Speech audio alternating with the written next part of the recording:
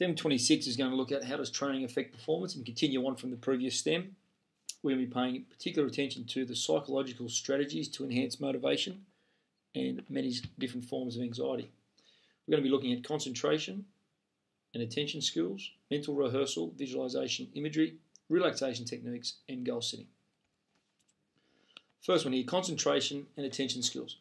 Concentration is the ability to completely focus attention on appropriate cues to enable optimum performance.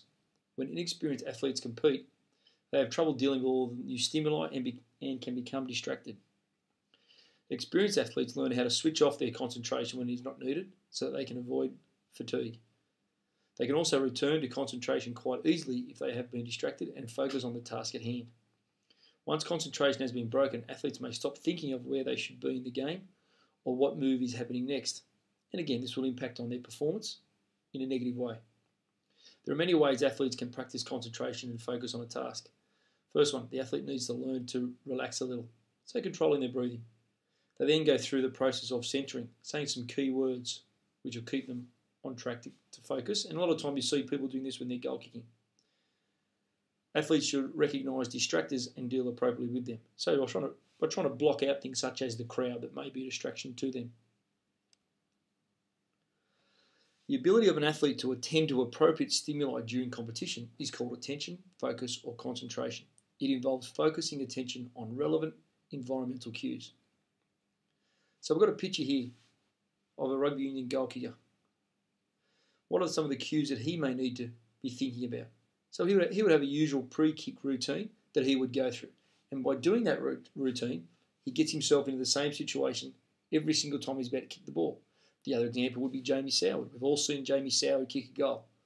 He has some funny little routine the way he walks and marches, but it's a way he can concentrate and focus on the job at hand.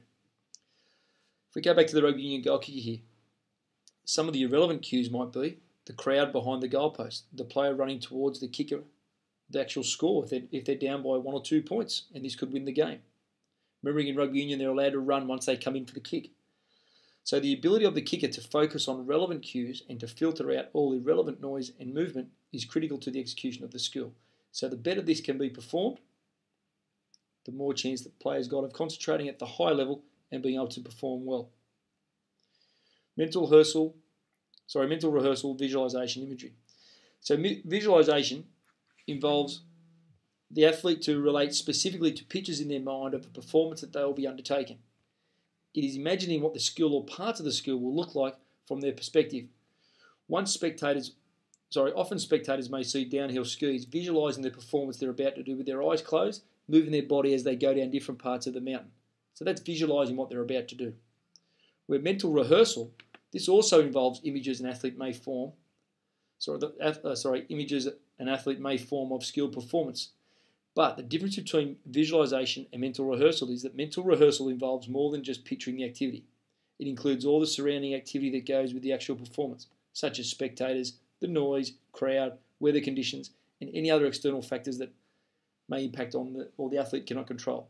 So that's the difference. Visualization is just specific pictures of what they're about to do in the performance, whereas mental rehearsal involves all elements. Okay, it involves a number of images, but also brings into consideration some environmental factors and some of the different surrounding things that take place. Mental rehearsal requires the athlete's body to be completely relaxed and then to focus on the skill they will be performing. The athlete uses positive self-talk that will encourage them to do well in their skill. For example, while remaining relaxed, the active participant will perform the activity mentally 5 or 6 times, all the while telling themselves that they will do well and increasing confidence too. I've just got a couple of pictures here, and you know, Matthew Hayden's one of my favourite cricketers, or was one of my favourite cricketers, but you used to always see him at the start of a test match, regardless where it was, he'd go out. So a little bit here of, visualisation, actually going through in his mind what's going to happen. This is some visualisation, thinking about some of the different strokes he's going to be playing. Mental rehearsal, going through in his mind and actually playing the shot itself. But he's got to deal with the crowd. He's looking at the pitch here.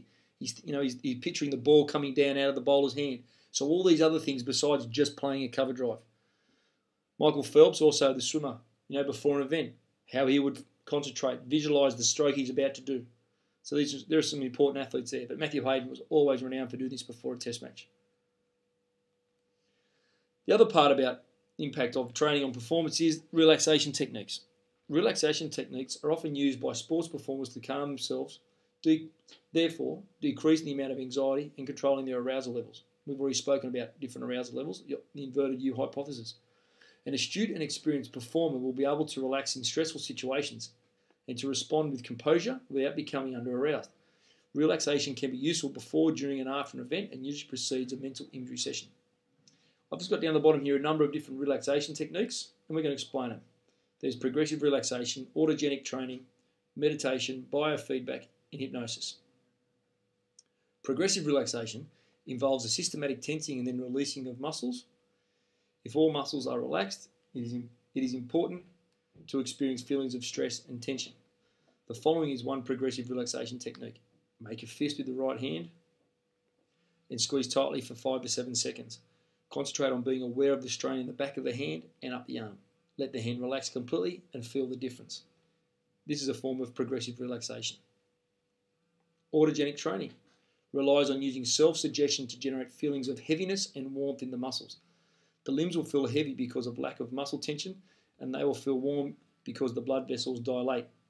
Autogenic training is composed of 3 basic parts: the creation of heaviness and warmth within the muscles, the use of imagery and relaxation scenes accompanied with feelings of heaviness and warmth, and the use of specific themes to assist in bringing about relaxation response. For example, self-statements that the body is totally relaxed. Meditation involves total concentration on a word, phrase, or image, often called a mantra. This concentration frees the mind from distracting thoughts that might have caused stress, gives the body time to relax and recuperate after stress or physical activity. Hypnosis is the creation of a sleep-like condition in cooperation with another person. It is used to induce a state of deep relaxation and has some similarities to organic training and meditation. The last one being biofeedback. This one uses instruments that measure changes in bodily functions. These give athletes better control over these changes because it makes them aware that the changes have occurred. These instruments can measure changes in skin temperature, sweating, heart rate, breathing, muscle activity, and brain waves. And for example, here I've got a heart rate monitor, which alerts the person to a fast heart rate, and the person then concentrates on lowering the heart rate by relaxing and similar means. Goal setting. Goal setting is an essential part of an athlete's development. Goals allow the athlete to maintain motivation by giving them an endpoint or some direction in which to take their sporting performance.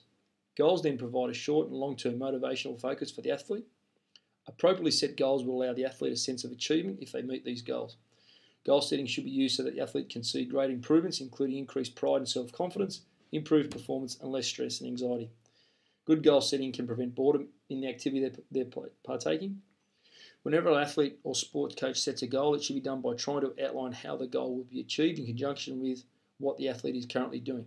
And for example, let's try and decrease a runner's 100-metre sprint time by 0.5 seconds when they are currently training 4 times per week. That's a good goal. When looking at goals, it's always important to remember the SMART principle. So we have S for specific, M for measurable, A for adjustable, R for realistic, and T for time. So when they're setting the goal, is the goal that's being set, is it specific to the actual sport or what can be achieved by the athlete? For example, a 100-metre runner. Is it measurable? How are we going to measure it? Is it through a stopwatch? Is it through a video session? Is it through a testing? So measurable. Is it adjustable? Can the goal be changed if it doesn't look like it's going to be achieved or reached? So it needs to be adjusted based on how they're going throughout the process. Realistic. So if I was to say, I'm going to set myself a goal of winning the NRL Grand Final, for me that ain't realistic because I'm not involved in that. Or someone who goes out and plays local sport wants to win a high-level competition. It needs to be realistic to the person. Or the 100-metre sprinter, I'm going to run 8.2 seconds. It's not realistic. And time, what's the time in which it can be stopped? I've just got a question over here. Back for time, is it 2 months, is it 6 months, is it 12 months? The time in which the goal is going to be achieved.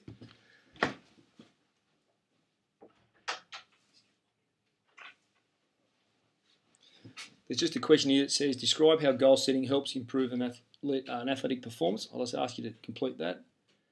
And then the last thing I need you to do, which relates to the syllabus, is looking at the two different case studies here, one on Ian Thorpe and one on Johnny Wilkinson, which are in Stem26. I want you to research the case studies, which I've given you the two here, from different sports and ascertain the nature of their motivation and the psychological strategies they employ.